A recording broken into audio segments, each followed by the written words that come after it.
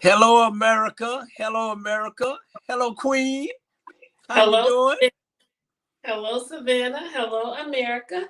Hey, how you doing, Miss Lady? Welcome to America After Dark, 101 with the 68 Mayor of Savannah, Georgia, Miss Kesha Gibson Carter, Part 2, the final countdown.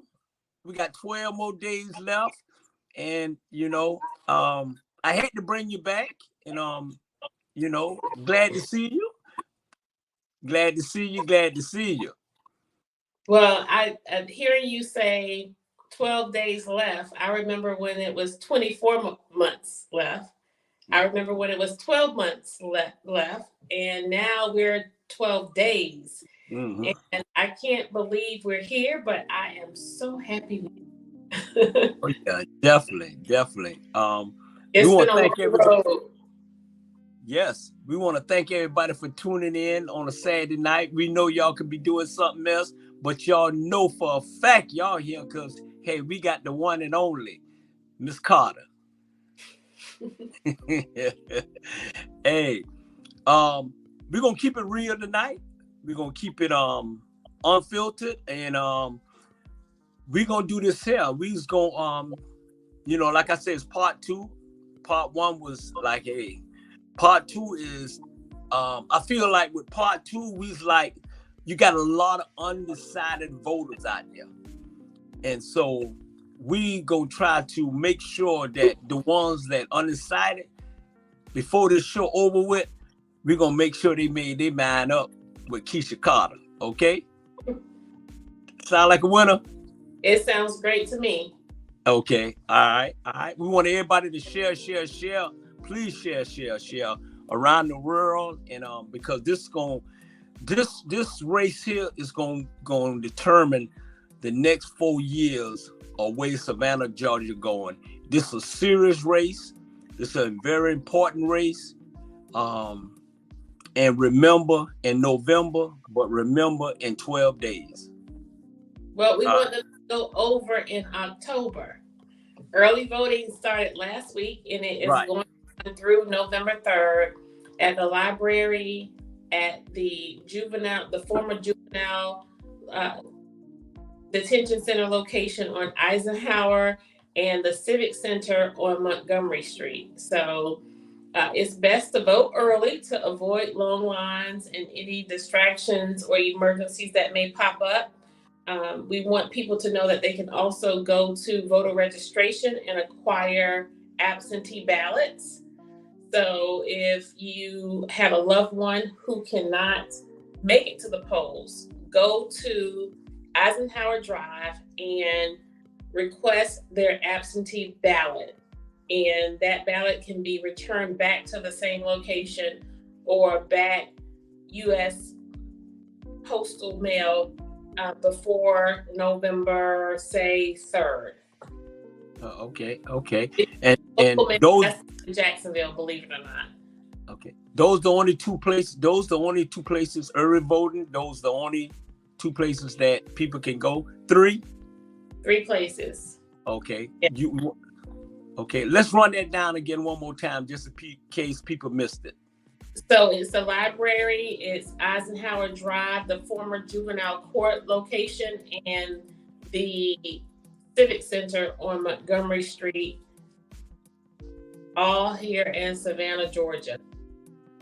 Okay. All right.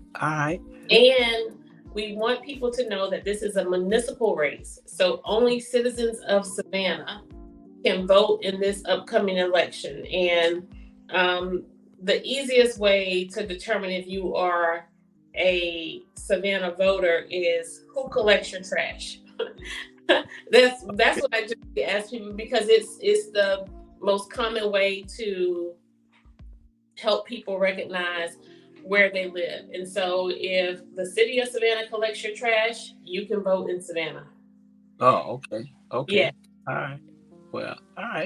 Well, I guess I can't vote, but I can vote. You know what I'm saying? I can have a lot of influence. Definitely. We're gonna do this. We're gonna do this. Like I said, this is a very important race for the next 4 years, and this is going to determine where Savannah gonna stay where they at. Are they gonna move forward? And let's get it going. Let's get it going. Like I say, hey, we got the one and only Kesha Gibson Carter, the 68th mayor of Savannah, Georgia. First thing first. We want to know this here. First thing first is this. What can you bring to Savannah, Georgia, as being the mayor, that they're not getting now for the mayor now? Just tell us break it down to us clearly. What's your agenda? Democracy. And that's the first thing that comes to mind when I see me as a leader versus the current leader. Democracy. Our inalienable American right as a citizen. Everyone should have access to open government. And right now, that's not the case under this administration. And that includes sitting elected officials who actually garnered the most votes in the 2019 election, in the person of myself and Alderwoman Miller Blakely, who garnered the single most votes in that election. And so what we are most proud of, Mr. Brown, is the fact that we have been able to raise a standard to the extent that we have provided for our electorate a narrative and an understanding of our government where they feel like they are a part of the political process, because we have presented it in a way in which they actually understand politics or they understand government. People now know who their district representative is.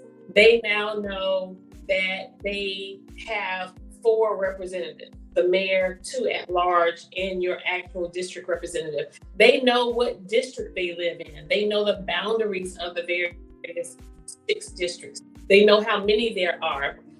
People now even know some of the basic tenets of our charter. And it's because we have expanded our political experience under the Gold Dome into the homes of residents and citizens throughout the city of Savannah. In 2019, I ran on a platform of advocacy, servitude, and accessibility. Advocacy, in that I would stand up, speak and speak out for all of the citizens of Savannah, particularly the least among us. Accessibility, in that I would expand my experience beyond the Gold Dome into the homes of the citizens. In education, the piece related to servitude, where we would humble ourselves and make Savannians and help Savannians know that no more will we have business as usual in establishment politics, in that we are not only inviting our citizens in, not only inviting residents in, but helping them to understand that they own this government and helping them recognize that they should take their rightful place in politics or in government, making demands of us. Not asking us, not begging us, and not pleading with us for what they wanted by way of traffic mitigation, police patrol, better sanitation services, whatever the case may be. You don't have to beg, you don't have to plead, you don't have to ask, you make a demand. And we've raised that bar, we've raised that standard, and now we have that with our citizens, with some of them. Yeah. Citizens. Yeah. Okay. Well, we done broke the ice, so let's get right into it. Hey, you on America After Dark? Everything goes. No hold back. To reflect that it is literally after dark. Yes. Right now, as we are together, it's after dark. I don't know when this is going to air, but guess what? It's after dark, and that's what people should recognize, that I'm up late, sir. I'm up late. Right. It's Saturday night, and you up late, and I appreciate it. And like I say, it's a lot of people that look like us. It's very frustrated on what is going on in Savannah, Georgia, what is going on down in City Hall. It's like, it's a chaos. It's a chaos. And we want to know, okay, under your leadership, when you become the next mayor of Savannah, Georgia, is the chaos going to stop, or is the chaos going to keep continuing? Because leadership, you follow your leader. And right now, we feel like we don't have no leader. Mm-hmm. And so now we reaching and scrambling and trying to say, you know, what's going on? Y'all, they leaving us out. What look like us ain't all for us. So explain to us why, is it going to continue or is it going to stop? The chaos and the dysfunction stops at City Hall on January 1st of 2024, or January 2nd of 2024, whenever I'm sworn in as the 68th mayor of the city of Savannah. That's when the chaos and the dysfunction stops. I have a proven track record in executive level leadership of excellence. Every organization that I have been a part of, I've made better. If not 10 times better, I've made it better 20 times. Mm-hmm. I have a proven track record of treating people with decency, respect, and fairness. There, in my 25 years in social services in our city, at a supervisory level, there aren't people raising their hands as I'm running for mayor saying, she's an awful person, she's an awful boss, or she's a poor leader. You know why? Because there are entities and organizations in this city that are still functioning, to the extent that some organizations even still carry and disseminate the very brochures I created 20 years ago, which probably is not the best thing. But we were a part of a social service organization where we serve homeless families with children. I did that work for kids. There's a facility that is standing and the doors are open today that I, along with a group of dedicated board members, built. We raised $1.2 million in an 18-month period to serve homeless families with children. That organization still fills a viable need, fills an important niche in our community, and it's a viable organization today, brick and mortar as well as service output. The Rape Crisis Center. Prior to my departure, I purchased a $1.2 million facility. That organization is still filling a valuable service to our community. Within that organization, individuals there who came from the private sector, from the military, and from the public sector. One thing about it and three things for certain, those people know that they were led by the best. Not only did I serve my constituency or serve victims of rape and child molestation, but I also served the people that I work with. It was important for me to make sure that they had the developmental tools and they had the resources that they needed to not only complete their jobs, but in some regard, I actually helped them build their careers for where they are now. And so I have a proven track record in leadership. I have a proven track record in fiscal management, to where I went into each of those entities and made it stronger, made it more viable, where I cut and trimmed the fat and was able to directly allocate the resources to the intended purposes of serving our constituency while helping our staff have a productive life. Okay. I want to ask you this. I was, because I pay attention now. Trust me. I do my research. I've been here back and forth for 11 months, and at the end of the day, I'm a firm believer that it's a chaos. So my thing is this: can you tell? Because on the street, people want to know. Can you tell us? because I already heard one of the young ladies gave her explanation on what happened. Now I want to hear from you. What happened to make it turn the way it turned with 3 out and 7 in? What happened? Give us your explanation. You can imagine that we have pondered this and thought about it over time, and it's not really hard to answer that question.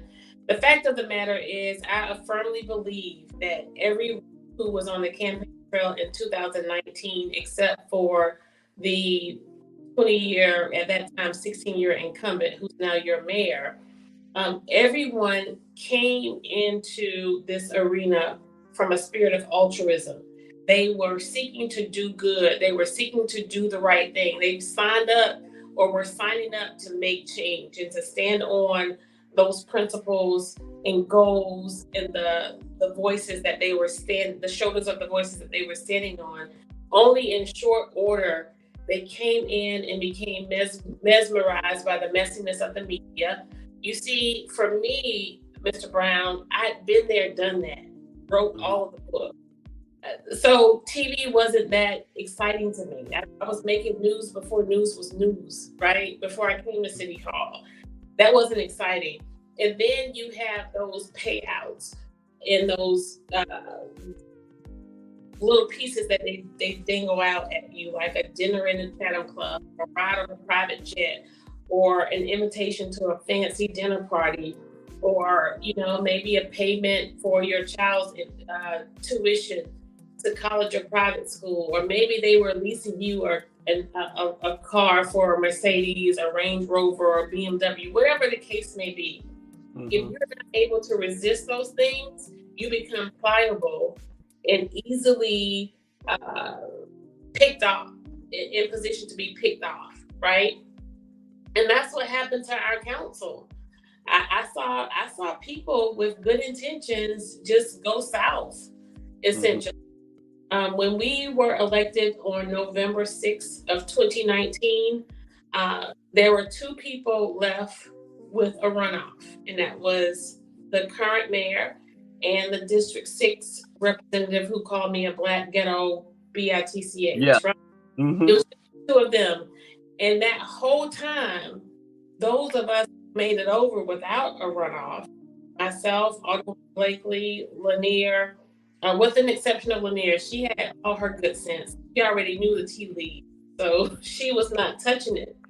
But we actively campaigned and supported those who were in a runoff and slated for December 3rd election.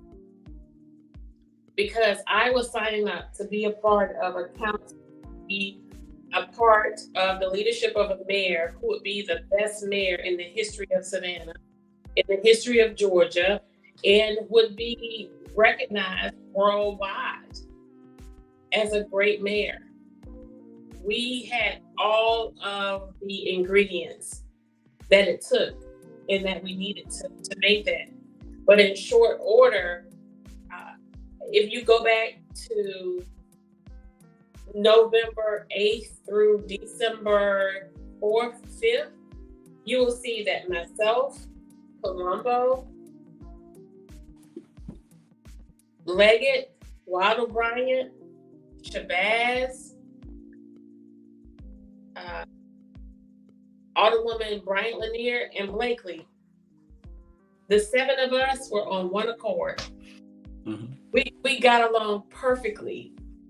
It was great. It was exciting because we were coming to be a part of the change that the electorate demanded, because mm-hmm. they put out an entire council and ushered a new one in. And with that mandate, we were falling in line. Only to on December 4th, you had the current mayor enter into the equation. And that was the first sign of the Great Divide. Mm-hmm. And that's as plain as I can make it without going into all the nasty. Mm-hmm. But that's the honest truth. And if anybody says anything different, I promise you, with everything I know in God love, that would not be the truth. Yeah. But you had a 16-year skilled politician who knew the power of having 5 votes. And you had waiting in the wing the one unopposed council member in the form of the 5th district representative. She too knew the power of a 5th vote. And so the two of them started to play us all. Mm-hmm. And the mayor won out. Yeah. In the race of the 5, he made his 5 first. Yeah. But the bottom line is this here. Okay. This is not no football game. This is not no basketball game. This is not no baseball game. This is people's livelihood. You know, the people voted y'all to go down there to do a job for us. Not when I say us, I mean the people in Savannah, Georgia. You know what I'm saying? They went out to vote for y'all to make sure that y'all gonna take care of us and look out for us. So my question is here: do y'all think y'all went down there, and do y'all think y'all did y'all job? Do you think y'all did y'all job for the people that sent y'all down to City Hall? I don't think I did my job. I know I did my job because I resisted status quo. I resisted establishment politics, and I resisted the payouts under the table for the table. My tagline when I ran in 2019, I did not know how important that would mean to my service then and to my service now. When I said that I was not for sale, I must say to you right now, that was no thought of mine. I didn't come up with that. That was imparted in me by spirit. When I came up with not for sale, I didn't even know how it was going to fit. All I knew was I was supposed to go with it. Yeah. And at 2:00 in the morning, when that was dropped into my spirit, I did not realize the brevity of what that would mean and how relevant it would be in the life of my work today. And to answer your question, I did not complete or fulfill what I felt like I was coming to do. But no, I completed and I fulfilled what it was intended for me to do. You know, you approach a thing thinking that you're supposed to do what in your mind you're supposed to do.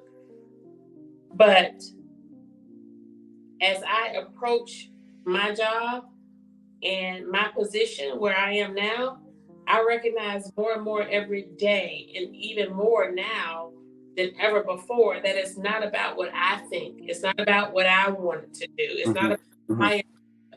It's about the power that's pushing me that I have no control over. Right. And that power and that presence says that you're supposed to come and you got to agitate the ground. We got to start all over. We got to agitate the ground. We got to stir some stuff up. Yeah. And we have to expose some stuff. And I remember like yesterday, because I was coming off of a pretty difficult challenge in my life when I entered into the political spectrum. And it was a fight. It was a battle. And so I remember the first sign of friction or tension on council where I was like, okay, this doesn't feel right. Things are not going right. And I remember reaching out to 4 prominent pastors in this city, 4 of the most prominent pastors in this city, outside of mine, because I knew that those individuals had a relationship with the mayor. And I went to them and I said, this isn't what I told you I was signing up for. I need you to have a talk with the mayor. I need you to bring us together. And when we, this whole campaign trail, the main questions have been about civility, but not one group, not one organization have talked about what causes incivility, right? Not the League of Voters, not the NAACP, not the Interdenominational Ministerial Alliance. It's been all these milquetoast kind of, tiptoeing through the tulips kind of questions. Everybody wants to keep it easy. Everybody wants to keep it. What if Harriet had kept it easy? What Right. if Rosa had decided to have an easy day? What Mm-hmm. if Lou had decided to keep her mouth? Mm-hmm. You and all of the rest of them would still be in the cotton fields right now today. Yeah. You know, and so I didn't come to be a martyr. I didn't come to be another Rosa Fanny or Harriet. That's not my intent. Yeah. I came to do what the people sent me to do. Apparently, those people said, Kesha, we want you to do what you've done for Savannah for 25 years. We want you to do what you did for Midtown when you mobilized the community to engage. We want you to do what you did at the Rape Crisis Center when you stood up and spoke out for victims of rape and child molestation and demanded that we protest rape kits.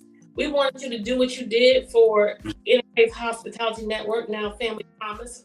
We wanted you to do what you did for them for 10 years, where you served homeless families with children and galvanized the faith community to get engaged in mission work from their places of worship. We wanted you to do what you did when you went to the district attorney's office and you served victims of domestic violence and helped them recognize their worth and their value. We wanted you to do what you did when you were in partnership with Savannah State University and Memorial Hospital, when you met victims of violent intentional injury, victims of violence on the street, gun violence, members of gangs, when you stood by the bedside, the surgeon was pulling out the bullets out of their bodies or stitching up the wounds. We want you to do what you did then. We want you to do all of that for Savannah. So you see, Miss America, I went to City Hall with that passion. Mm-hmm. I didn't learn that in the textbook at Savannah State University in the master's program. I didn't learn that in the textbook at Fort Valley State University. This is real life lived experience I came to City Hall with after working reactively to issues and problems in our community. I recognized that I could use those transferable skills in local government and work proactively to now set policies so that we are preventing problems and getting ahead of these issues. Only to come to the table and see, no, not so fast, Missy. Yeah. Not so fast, little girl. Yeah. This is the big boys. This is the big boys league. This is how we gonna do this. Because we want to deliberately keep people at a certain level because it's a whole bunch of people who have to keep paychecks around here. Mm-hmm. We need beds made. We need some toilets clean. You know. So don't get too ahead of yourself, little girl. But no, what do? I kick against the prick and I said, no. My people are better than this. They can do better. Mm-hmm. And you're and let me explain something to the people that's just watching us. All the question that I'm asking Miss Carter, she don't know the question that I'm gonna ask her. All these questions is asking firsthand. She don't know what I'm gonna ask her. So what she's saying is from the passion of her heart. And I've been knowing you for a minute now, and I believe everything you say. You have that believable type, like I trust you. Now the other one in hand, I don't trust that. I don't trust them. See, because it's like this. You have to trust a person to believe in a person. And I believe in you. And I hope the people in Savannah, Georgia, after this interview can say, hey, I believe in her. Let's give her a chance. Because one thing it is with me, and not saying anything bad about men, I'd rather have a woman lead me than to have a fool lead me to hell. Okay? So I trust and believe in you because I know you're going to do the right thing. You're not going to take no paper bag. You're going to make sure you do everything right because you know what? You got faith and you got God and God watching you. So you keep doing what you're doing no matter what. However the outcome going to come, we ain't going nowhere. We ain't going nowhere. We here to stay and we're going to put whoever. I'm like this here. I don't care whoever in the mayor office in January. I'm gonna stay on you.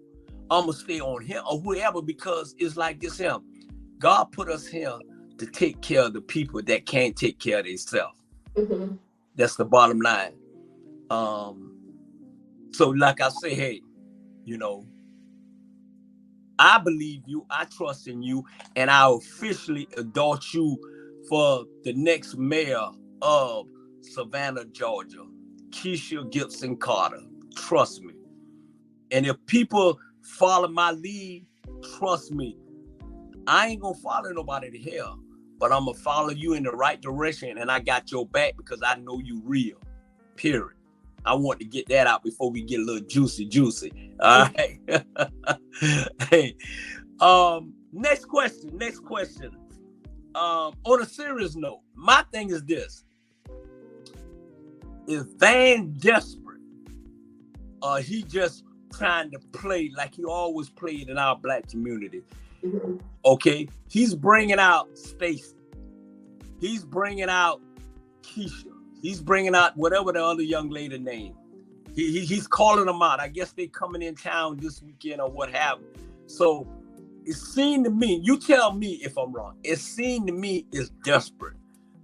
Here's a little lady, you know, just trying to do the right thing, and he's scared. You know, he taking money that shouldn't be taken. So the question is he desperate because he bringing out these folks thinking that we can just throw these folks in the black community and we gonna vote for them? So how you feel about that? Well, the thing for me, I feel like we've done the work, and the true testament of how well we have done the work will be demonstrated on November 7th when I am named as the 68th mayor of Savannah. When it comes out that I am the clear and deciding winner. But more than that, it will be clear that Savannah is the clear winner. The citizens are. You know, when I hear people talk about this race, when I hear people talk about a win or a victory, particularly when it's ascribed to me, the one thing I want to say is it is the most uncomfortable. If I had to be honest, this is the honest that I have ever been in my life, and this is why I'm so comfortable and confident as I go forward. Nothing makes me more nervous and more uneasy than the notion that somebody will say that I can't wait until you win or when you become mayor. It's so uncomfortable for me because it's not I don't see it as a win for me. I don't see it as a victory for me. I don't see it as something good for me, because it becomes about me. And this work is not about me. This is about the people of Savannah. And when I think about this monumental task, the thing I think about most is the continual sacrifice, the greater sacrifice, and the level of obedience that I have to exhibit to make this all work and to make it all worthwhile. And so that's a tall task. That's a big job. And my approach to leadership is selfless. I don't factor myself in. And what I want to say to Savannahans is we have to stop making elected officials and people who serve in public office, we have to stop making them celebrities. Because when you make a politician a celebrity, they lose humility.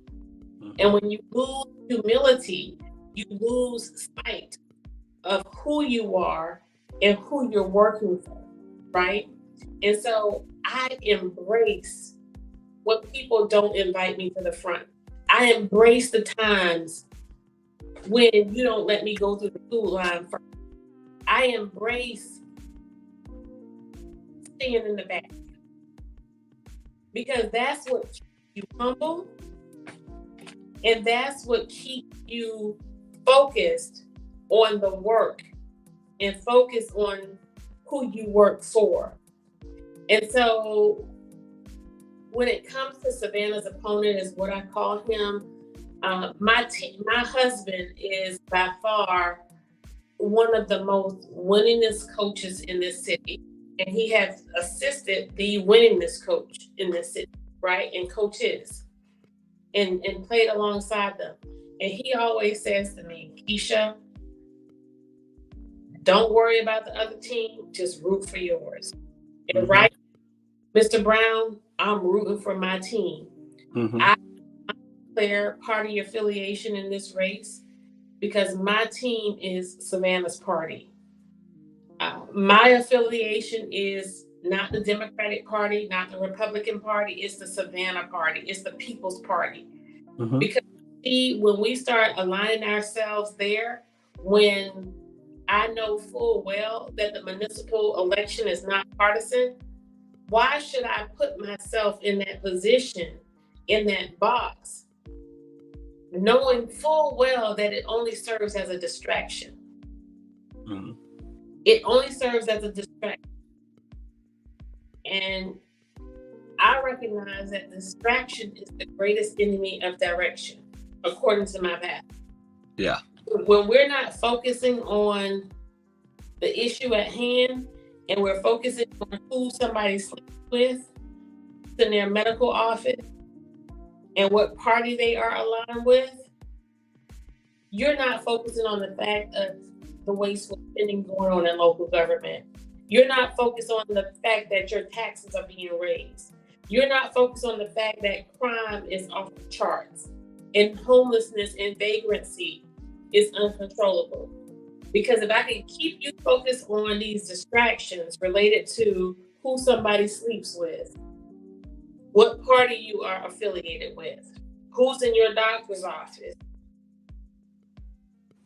So we have engaged Savannah in a way, in enough of a way, I hope, to demonstrate that we're not concerned with all of that. There's a place for that. Don't get me wrong. And I wouldn't take that from anybody, for whoever wants to be an advocate for whatever. This is a free society. Have your way. Persuade whoever you can persuade. But when it comes to your municipal government, your local government, when it comes to your tax dollars, your property taxes, your trash collection, the crime on your streets, who's breaking into your car, you want me to be laser focused. Yeah. Because if I'm on these other things, I can't focus on that. And that's the trick of the politicians who've led this community for 40 years. And guess what, Mr. Brown? For 40 years, those leaders have been what? Black. Yeah. They've been blackity black, all at the same time. From mayor to majority council to county chair to majority commission, state senator, state representative, district attorney, police chief, fire chief. Come on, man. And how has that needle been moved? Not just for Black people, it hasn't been moved for any marginalized working class people. So let's wait. That's all. Some of you have woken up, but we need all of Savannah to wake up. Right. Absolutely. Right? Yes, we do. Get over it, put it under you, step on top of it, and let's move on. We cannot go forth this way. Yeah. You're absolutely right. And this just came in hot off the press. So tell me the walkout. Hot off the press. What happened, the walkout downtown? Well, we have a situation where when you think about all of the moments on council, particularly where I'm concerned, it's always the act, right? They're always focused on the act. There's never recognition of the issue. So a lot has been said about ethics being filed, but no one reporter, no one media outlet has said anything about who the ethics reports were filed, the ethics complaints were filed by. Like, the first ethics complaint was filed by the person who called me a black ghetto bee. Mm-hmm. Yeah. Purdy. That on his face, right? Mm-hmm. He couldn't get any steam away by himself, so he had to get some theme music because they didn't want the appearance of a white guy filing on his own an ethics complaint on a black woman. So then you go and you get the other two that are under the control of Savannah's opponent, the District 3 older person and the District 2 older person, to join in with you. And the account and the claim is baseless, is far-fetched, and it's just short of juvenile and elementary in my view, in my lens. And it goes nowhere. Yeah. Because an ethics complaint is only as strong as a person is censured. I was never censured. And I wish WSAV in particular would stop saying that I was found guilty of this ethics complaint, because it never happened. I was never censured. It never went anywhere. So it's baseless. It was zero, zilch, because you couldn't get a majority of the council to agree that what you were alleging was actually correct when it was false. I had an ethics complaint filed on me because someone said I cursed. Now, the question is, did I curse somebody out or did I curse? Right. I submit to you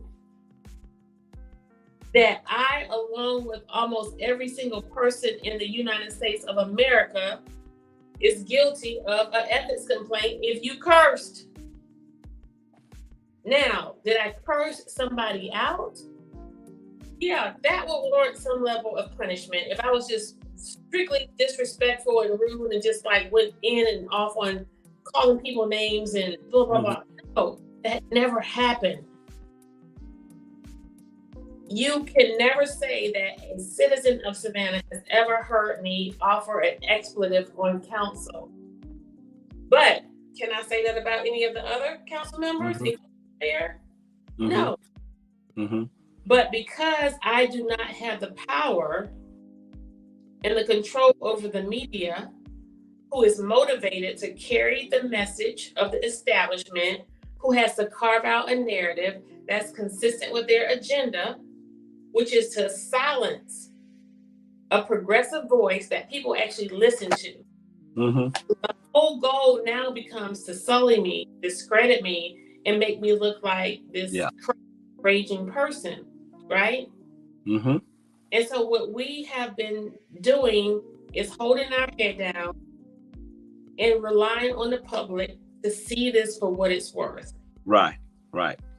Because it's okay. So if you Google it, if you Google ethics complaints of a politician, any person who is in elected office and they have an ethics complaint, Mr. Brown, here's the deal.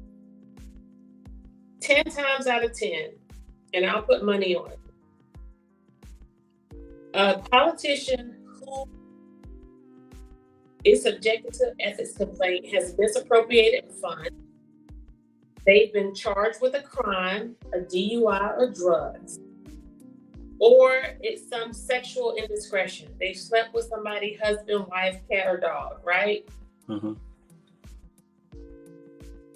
I haven't touched anybody's money.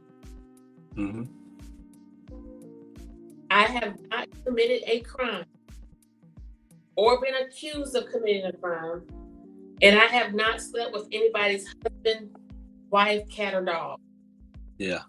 But with the way the media has attacked me, come after me, under the direction of Savannah's opponent, you would think that I have committed all three at the same time.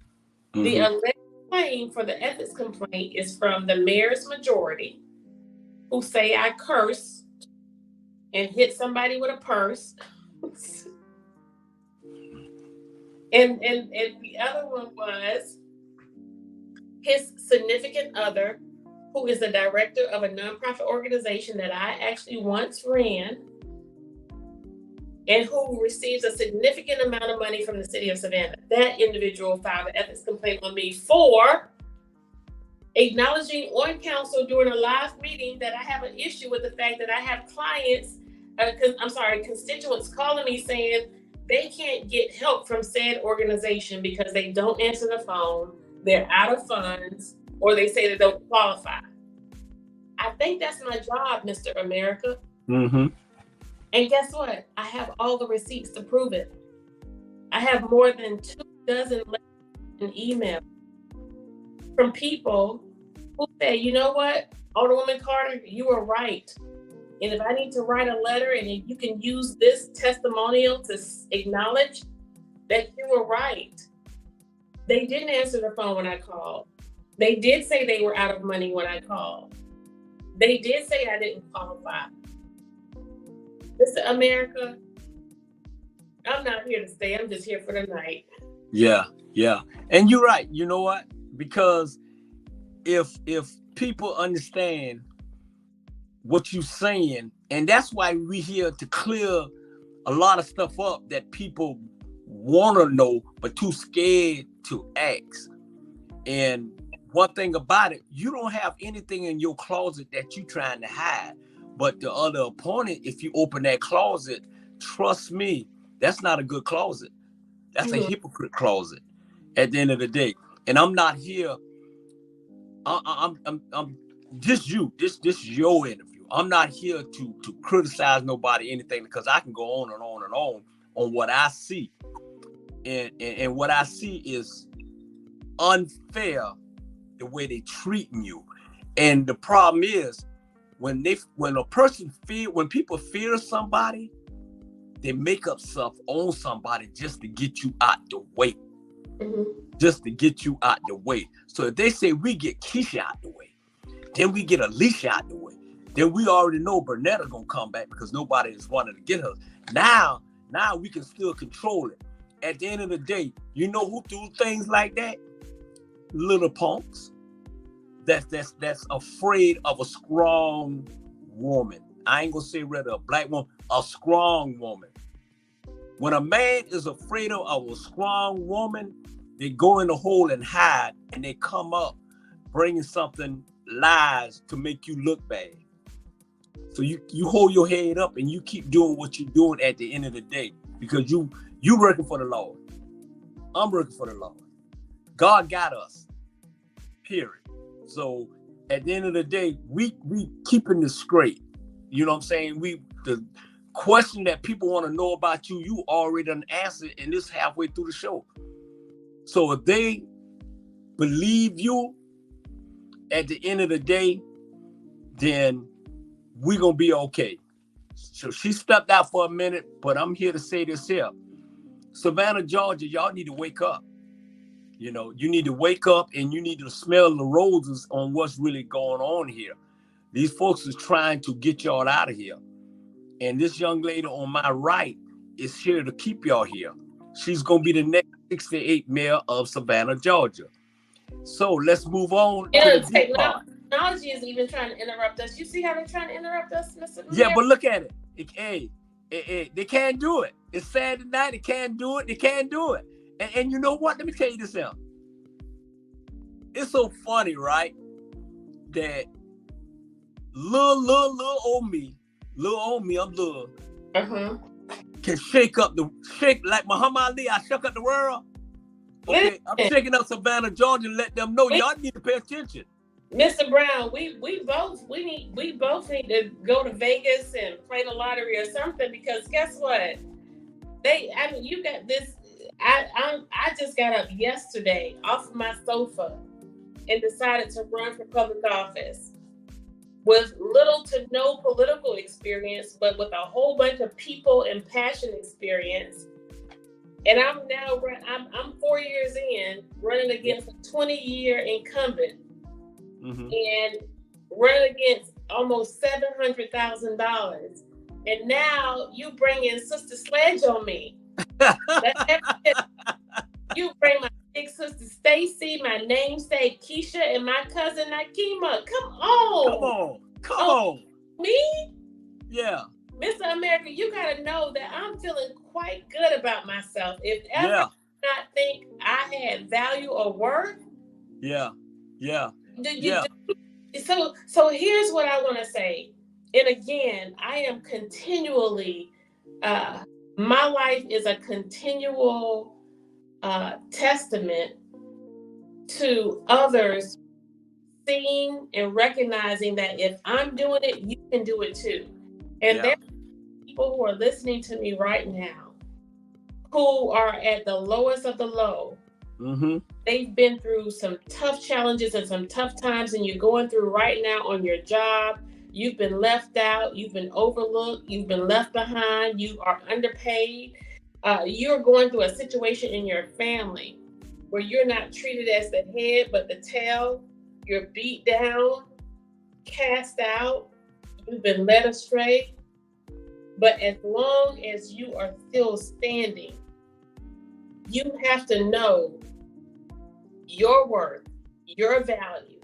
And in the midst of it all, if I can, before I brush my teeth in the morning and my feet hit the floor, I'm getting text messages coming across my news band with me in the headlines, and I ain't did nothing to nobody but try to help people.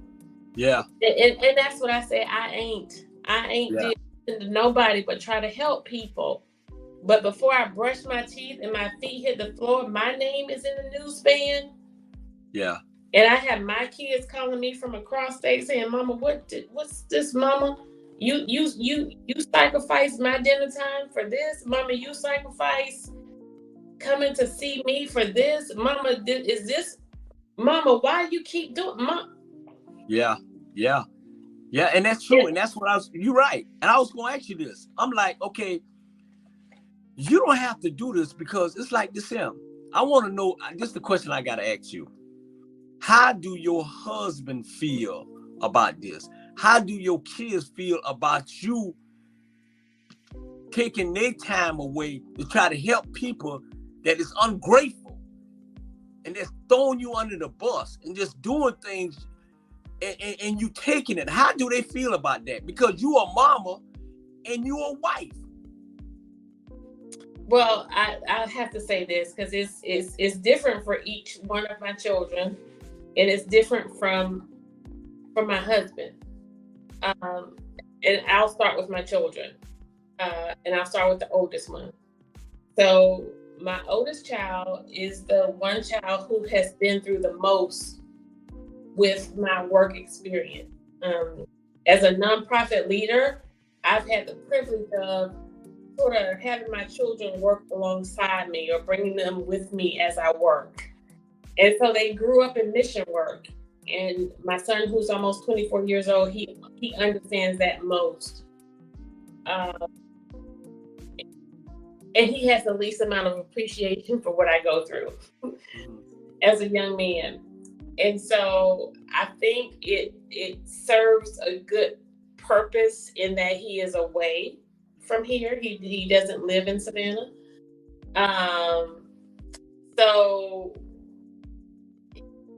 his position is, it's a good thing that I'm not there. Yeah. Because that's my boy. He's my and I'm his mama, and it's that protective thing. And then my middle child, who's most like her dad, she's demure and docile, and she's like, "Mom, just don't say anything. Mom, just be quiet. Mom, just why don't you quit? Just leave those people alone. They don't deserve you." That's the middle girl. She's, she's cautious. She's careful. She doesn't want any smoke. Yeah. And every now and again, she'll raise her head, but for the most part, she's just like, "Let's just go back to our regular life. Let's do the regularly scheduled program, if you will." And then it's that baby. Yeah. It's the bad about it. Yeah. She's the one who's like, "Mama, she did what? They said what? He what, Mama?" Yeah. Oh, but well, Mama, what are you gonna do? Mama, Daddy, you. Yeah. Yeah. And that's the one I'm like, baby, we got it. It's okay. We're not gonna go there. And Yeah. my husband is the quiet storm.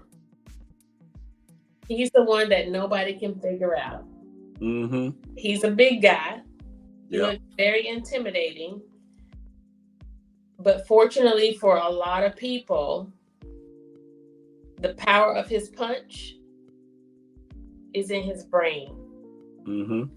and his strategy. And he doesn't use his physicality in a way in which people would think he should or Right.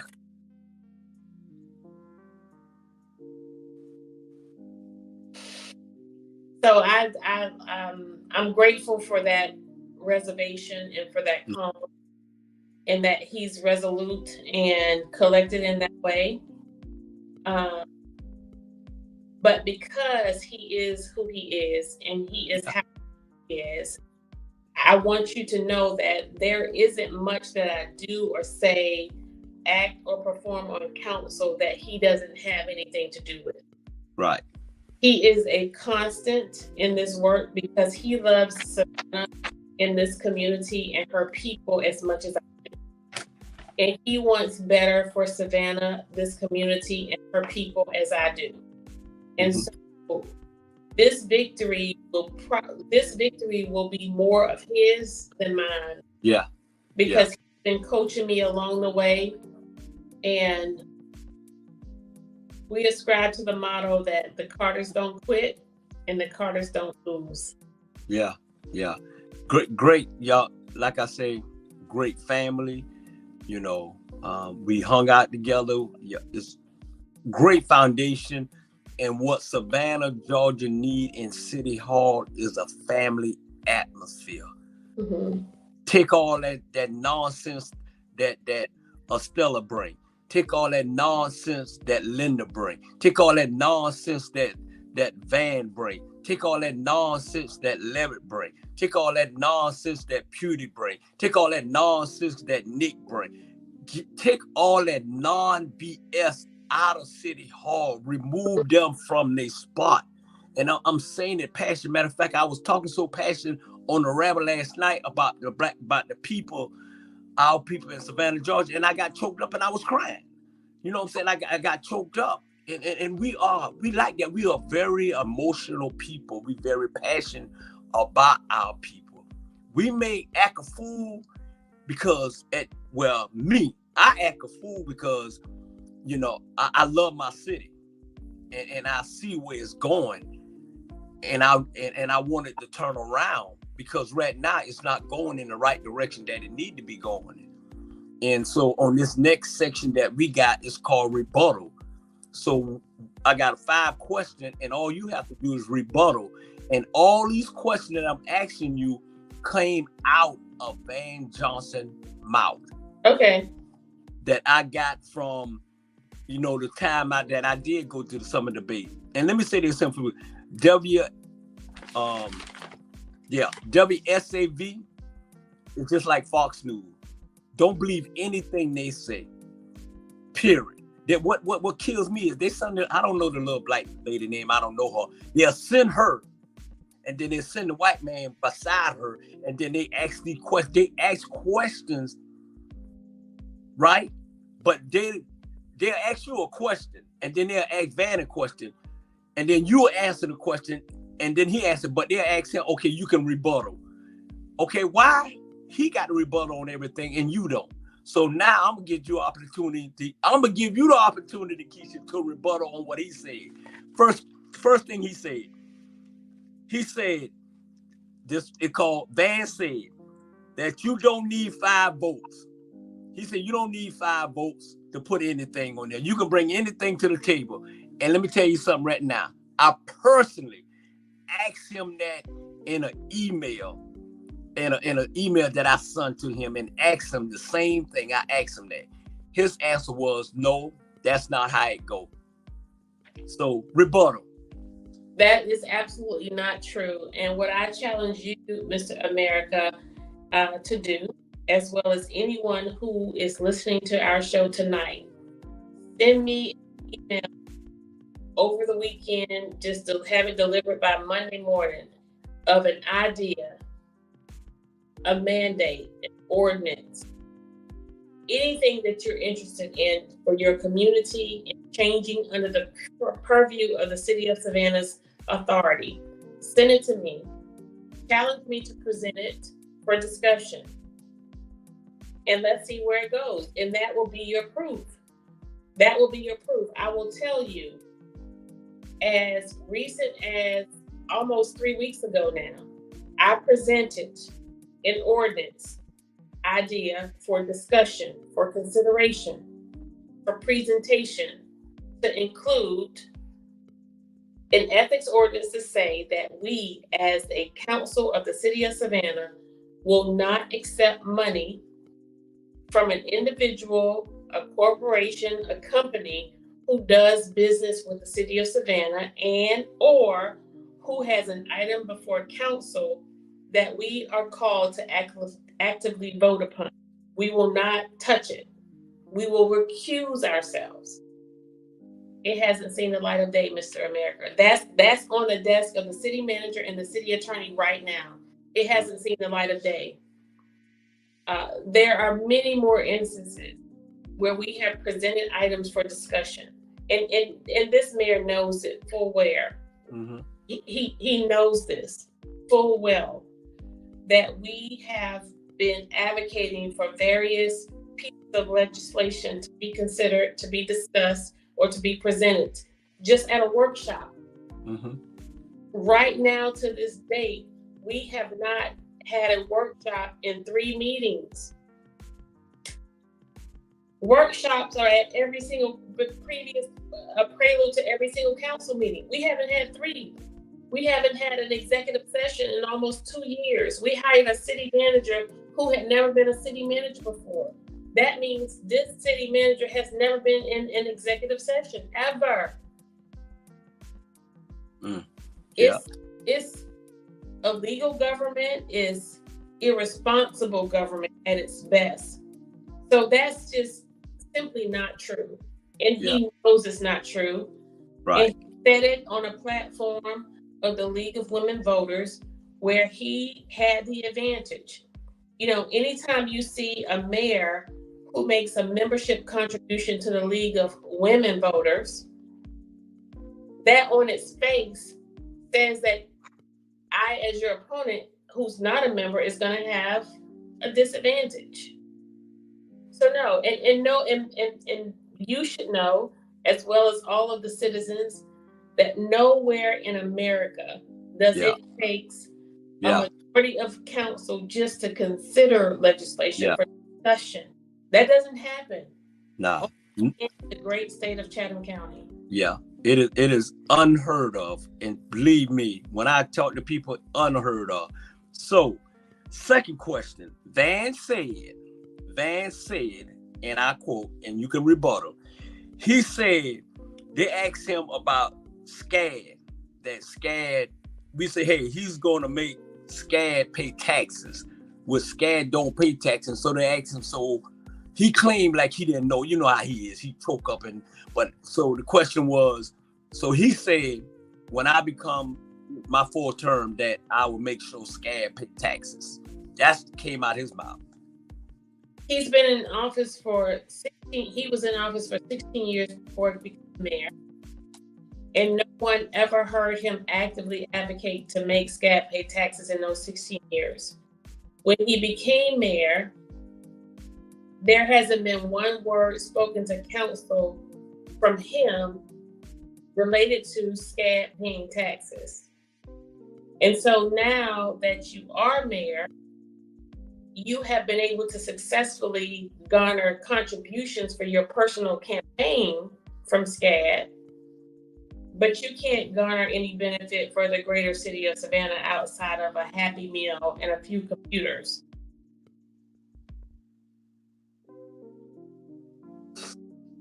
Yeah, that's crazy. So there is no intent. Yeah. It does not start with continuing to have conversations. That's not where it starts. It starts with saying, how can we partner together? Yeah. How together create some opportunity to allow us to better be partners in assuring that Savannah is taken care of at all levels. Yeah. Van said that he, under his administration, that Savannah, Georgia, he have gave Savannah, Georgia, affordable houses. He did, he made it better for them, affordable houses. That's what he said. He got on him. Matter of fact, what's so crazy is he got a radio commercial saying the same thing under his leadership. It has taken this administration 4 years to come up with a 5-year housing plan. And the extent of that housing plan is major contributions made to a housing fund where individuals who sit on the housing fund board are actively participants and receive contracts from the city of Savannah. And so my question is, do you feel like we have more affordable housing? Does it feel like we have less forced displacement? Does it look like we have less gentrification happening in our community? And so we can talk about affordable housing all we want, Mr. Brown. Mm-hmm.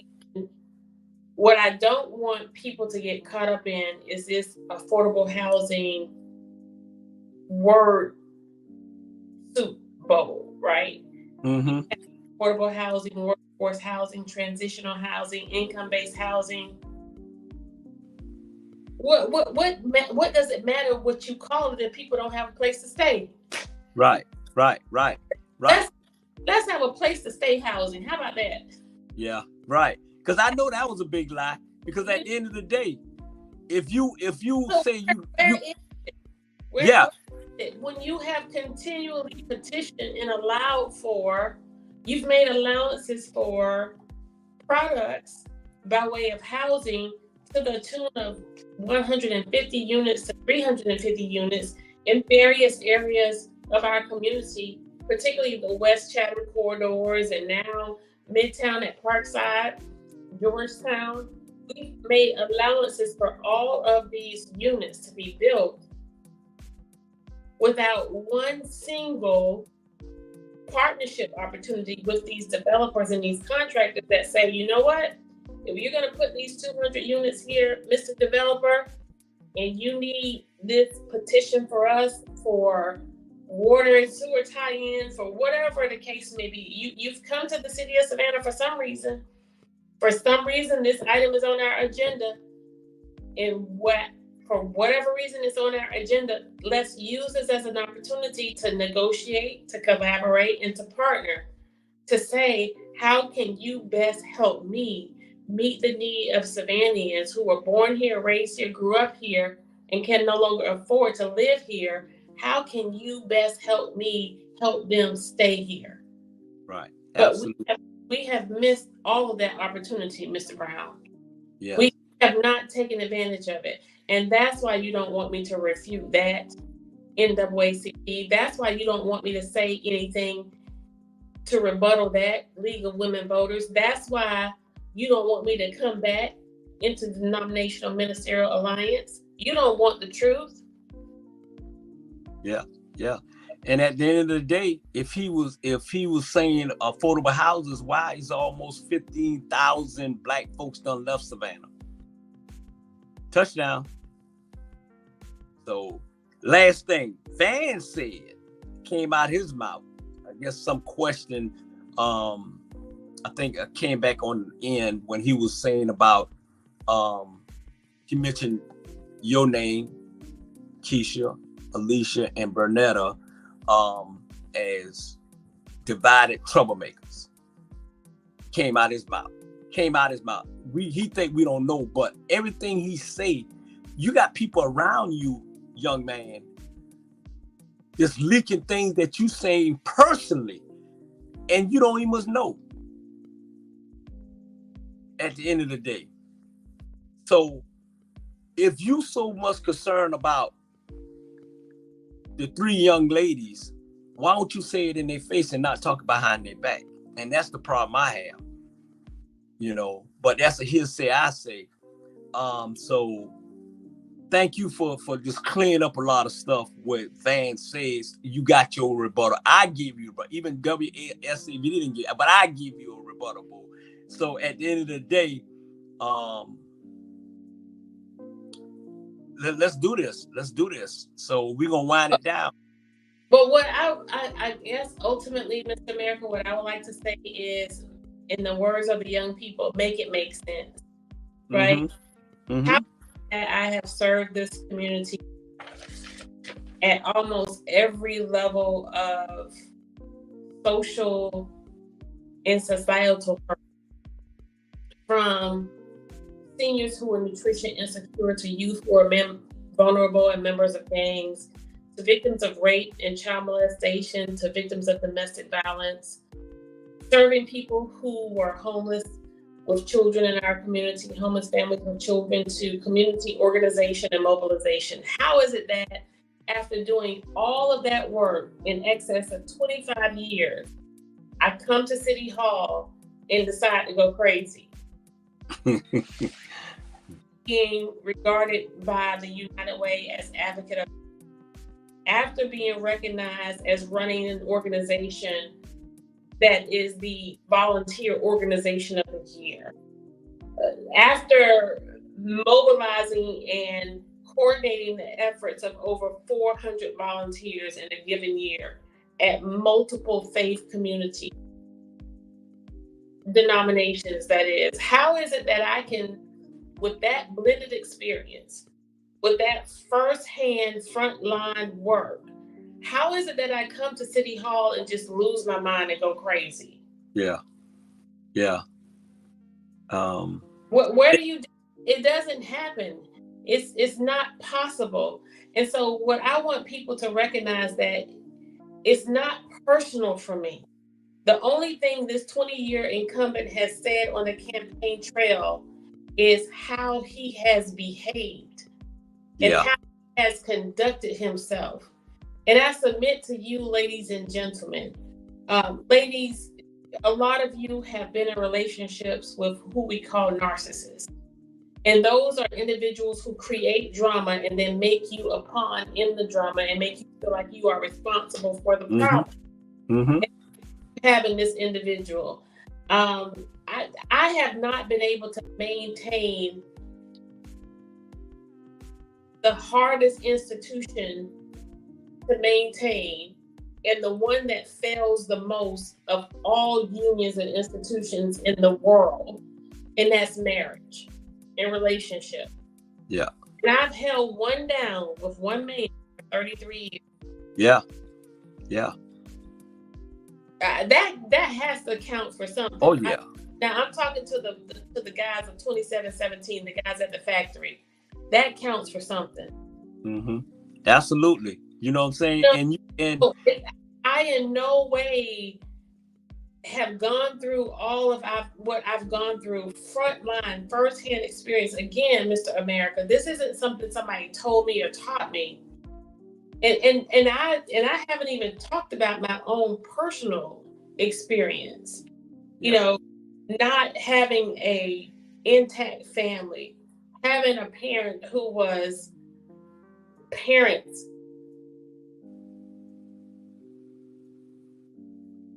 You know,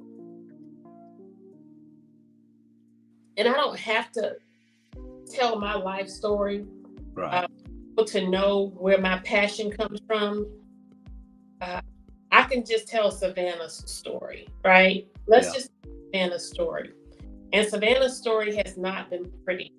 And what people should know is my passion is derived from my first-hand account of working directly with people, not from behind a desk, but meeting them where they are, and meeting their needs. And with that blended experience, that's what I took to City Hall. Right. And I took it to City Hall not to sit down on it. There's no way I could have taken that 25. I taught my students at St. Leo and Savannah Tech. I mean, I can't be hypocritical. Yeah. I taught them not to check out on somebody's pain or on somebody's watch. And so when I went to City Hall, I couldn't check out on somebody's pain and somebody's watch just because the lights were on, just Yeah. because I started wearing makeup and lashes. You know? You're right. You're right. I can't check out on the ladies, and I only wore lashes and makeup because they kept putting me in the news, and I can't be letting them. Hey, but like I say, I'm gonna let you give 5 minutes of why you want to become the mayor of Savannah, Georgia. I thank you for just taking your Saturday night out to hang out with America 101. I thank people. I want y'all to share. And I'm gonna run this show until November the 7th, and we're gonna run it because this have been. I enjoy the conversation. I enjoy you being real. I enjoy you being emotional and keeping it real. So I'm giving you 5 minutes to take us on out on why you want to become, why we should vote for you for the next 68 mayor of Savannah, Georgia. Well, first of all, Mr. America, I don't appreciate you asking questions that tug at my heartstring because I teach my ladies and my girls, don't ever let them see you sweat. Girl, okay. Fix your crown, girl. Not gonna do is cry. That's what we're not gonna do. Now, I need you to stand up straight, fix your crown, hold your head up. Now say what you gotta say. And here's what I have to say, Savannah. And she'll be back. It's been wonderful. It was a fantastic interview. I want y'all to go out November the 7th and y'all vote for the new 68 mayor of Savannah, Georgia. She have laid it down on the table. She have been honest. She kept it real. She got emotional. I got her back. She got my back. And I'm endorsing her for be the next mayor of Savannah, Georgia. And I appreciate y'all for tuning in on America After Dark 101 with Miss Kesha Gibson Carter. I thank Our Black Media for giving me this opportunity to have part 2 interview. I thank all y'all for supporting us. I thank Kim Cafe Restaurant for being one of our sponsors. I thank Price Cleaner in Garden City, the Farmers Market on Highway. I thank you.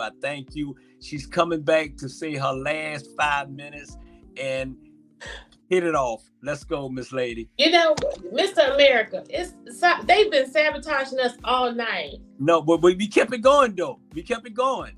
You did? Yeah, it's like we planned it. It's good. We good. Okay. So listen. I was saying to my ladies, because, this is the year of the woman. This is the year of the woman. This is the decade of the woman. And what we want people to know is, let's clean the screen. What we want people to know is it's important that we undergird and we strengthen the females in our lives because we are, in fact, the glue. Mm-hmm. There's so much of our foundation, as you can attest, your mother's love, your sister's care. I love the way you are with your sisters. We are it. We are it. I do want the men to kind of stand up and take the world role because I think we ladies are having to fight way too hard. Way too hard. And if you all are going to put us on the front lines, we need you to be right beside us. We don't need you to be behind us. We need you to be beside us. Mm-hmm. And so I want our ladies to understand and recognize the importance of being strong, but not to the detriment of your health. Yes. I absolutely enjoy and embrace all of the challenges and the friction that I have experienced on council because it truly has made me who I am and what I am today. And so with that, I just want to say this election is really and truly not about me. It's about it's not even about Savannah. We are on the precipice of making history in this city. This election, this 2020 election, will mark a message that says you cannot buy people and you cannot buy votes. What Savannah, Georgia will demonstrate on November 7th of 2023 is that she is not for sale, and that you are dealing with an engaged, intelligent, and plugged-in electorate who you can no longer tell what you think they want to hear. And I am just proud and humbled to be a part of pushing that narrative through. My tenure will mark the first time that Savannians truly will be citizen-led and policy-driven, and where the focus will be on policy and the people and not the politics. Yes. And so we want our electorate to rise up, and we need you to be smarter than the tricks. We need you to be bigger than the endorsements, and we need you to be more than the money.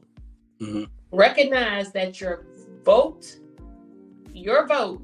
is your voice, and Kesha Gibson Carter is your choice. And so on election day, whether you go over in October or remember in November, we need you to go to the polls in mass numbers. When you go to the polls, do not go alone. Take a family member, take a friend, because we want it to be all gas and no brakes for 68, because 68 came out the gate. And when I go down to City Hall under that gold dome, I'm going to bring her home. And I cannot do it by myself. Yeah. You all sent me to City Hall in 2019 with a butter knife. And when I got there, they had AK-47s. And the guns were blazing. And we've done the best we could with what we have. They would not let us fight like girls. Yeah. So we had to whip them like men. And I'm depending on you, Savannah, on November 7th to deliver a message. Please do not let my fight and sacrifice be in vain. Yeah. Please help me deliver a message to this establishment that you are not for sale, and that we are snatching our city back from the takers and the makers in this town. And so I don't care about the people who are coming to stump. I don't care about the money that has been raised, because all that's going to do is make the victory all the more sweet. Yeah. And so let's not lose our focus. Let's not get too terribly caught up and mesmerized by the messiness. But let's just go vote. Let's just go vote. And, let's take care of business, Mr. America. Mr. America, can we take care of business, please, sir? And let's take care of business. Let's do it right. Remember, in November, and at the end of the day, I thank you. I thank you for just taking your time out Saturday night. We're gonna do this. This, like I said, it's 12 more days. We're gonna be okay. God got us. You got this. I got your back. Our Black media got your back. And everybody go vote, no matter whatever color you is. Kesha Gibson Carter is for all color, not just for one color. We thank you for tuning in. We love y'all. Share. and we out of here. Thanks, my lady. See you soon.